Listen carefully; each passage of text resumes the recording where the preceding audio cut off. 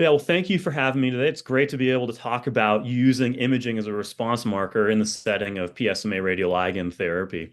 So let's start with talking about the differences between a PSMA PET and a post-treatment SPECT. Right. I think we're all very familiar with PSMA PET, right? We've been using it now for initial staging, biochemical recurrence, and selecting patients for PSMA radioligand therapy. You inject a small molecule label with a small amount of radioactivity, and you image it with a PET scanner about an hour later, right? So it's an outpatient imaging procedure that has to be performed and is now actually routinely available around the United States. SPECT-CT is a little different. I think many people are less familiar with SPECT-CT. So when you treat someone with PSMA radioligand therapy, right, it's labeled with lutetium 177. Lutetium is a radionuclide. It decays by emitting radioactivity. Now, that can come in the form of an electron, a beta particle, and that travels a couple millimeters, and that's what's killing tumor cells, right? So the beta particles are therapeutic. But lutetium also emits a gamma photon, right, that you can image. And you can image that just like you can image a bone scan, right? A bone scan is using single photon emission imaging. This would be SPECT, 3D bone scan in essence, to image where the lutetium is in the body. So after someone gets treated with lutetium PSMA radioligand therapy, you can image the patient that day, the next day, 7 days later, and image literally the lutetium itself. You're imaging the therapy that was injected in the patient before.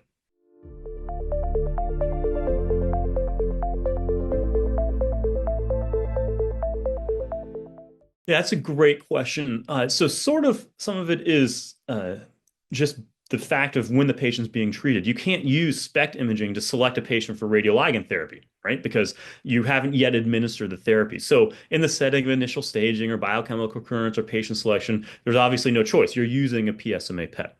But in the setting of a response assessment for PSMA radioligand therapy, then you can have a choice. Wait, do I want to do a post-cycle 2 PSMA PET? Or do I want to do a post-treatment SPECT after each of the cycles, right? So depending on where you are during treatment, you may have a choice to do PSMA PET as a response assessment or post-treatment SPECT imaging.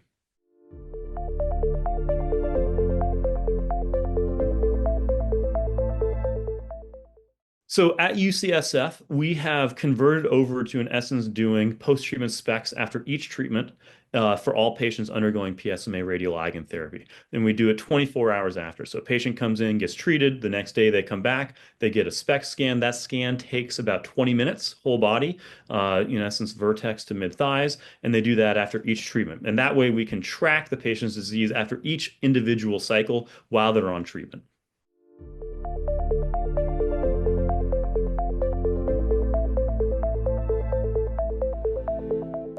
So the thing that's beneficial about post-treatment SPECT is you oftentimes don't know when disease is going to progress and you don't know when the nadir was, right? So the patient's disease oftentimes goes like this. If you're doing post-treatment PET or post-treatment PET, PSMA PET, you have to choose a baseline, which may not be contemporaneous with cycle one. It could be 3 months before. And when are you going to choose the one time point for your post-treatment imaging study?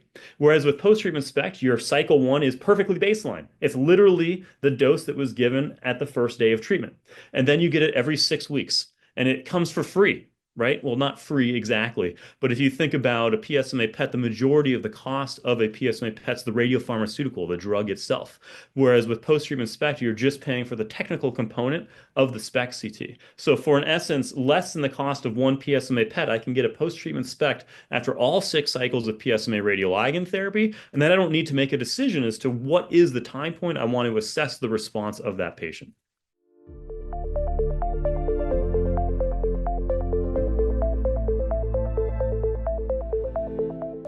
Yeah, so the price differential is sort of misleading, right? The lutetium labeled PSMA radioligand therapy is obviously way more expensive than the PSMA PET radiopharmaceutical.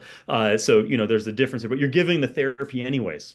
So because it's already being administered, we take advantage of the fact that that radiopharmaceutical has already been given to the patient, and then we can image it directly. So a SPECT CT costs much less than a PSMA PET because we don't have to pay the $5,000+ for the actual PSMA PET radiopharmaceutical.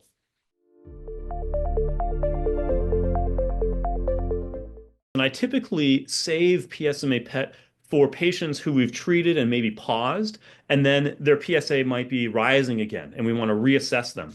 And oftentimes, particularly in patients who might respond really well, when their PSA rises, they rise in an oligometastatic setting. We might use SBRT or do other types of treatments to target where the recurrent disease is, or to determine whether or not we want to do PSMA radioligand therapy again. So instead of using PSMA PET as a response assessment during treatment, we actually keep it for later to reassess the patient upon recurrence after the completion of therapy.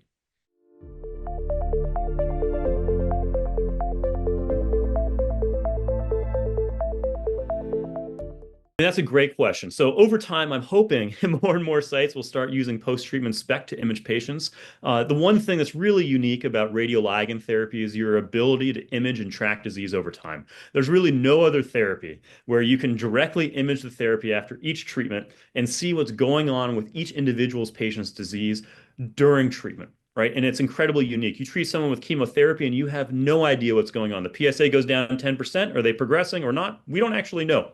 Whereas in this setting, you know, and once you start to watch and see, it's amazing what happens in these patients, right? They have heterogeneous responses. Disease can melt away. It can progress. And you see that dynamically, especially after cycle two. And you have cycle one to cycle two to actually be able to see what's going on in that patient is so much more reassuring or not, depending on what's going on, because you can actually know what's going on with the patient's disease. So in the short term, hopefully we convince the world, hey, post-treatment SPECT, just qualitatively, just being able to see what's going on in the disease is critically important. Then the next thing is, hey, quantitatively, you can actually convert those images into dosimetric values. You can measure the dose that goes to the tumor. We have no idea what to do with those numbers right now, but over time, as we learn about the relationship between absorbed dose, how much energy is deposited in the tumor to response, maybe that will help us understand better. Do we need to dose escalate, add combination therapy, et cetera? So I think that will be very helpful as well. And then at some point in time, we do need to understand, why are these patients responding? Right? Some patients have high uptake and don't respond, et cetera. And I think post-treatment SPECT will help us with that. So lastly here, the one thing is, how do you use this information to manage patients, right? So if you have a patient whose tumor volume went down 90%, but has 5 new little lesions, and they're technically progressing, do you stop therapy? Do you continue therapy? Do you do SBRT? So how do you take this information into our treatment paradigm and change the management of the patient, right? The standard of care out there is what's been defined in the Vision trial and hopefully soon, the PSMA-4 trial. You give 6 cycles every 6 weeks blindly, right? You don't look at the patient, you just keep treating.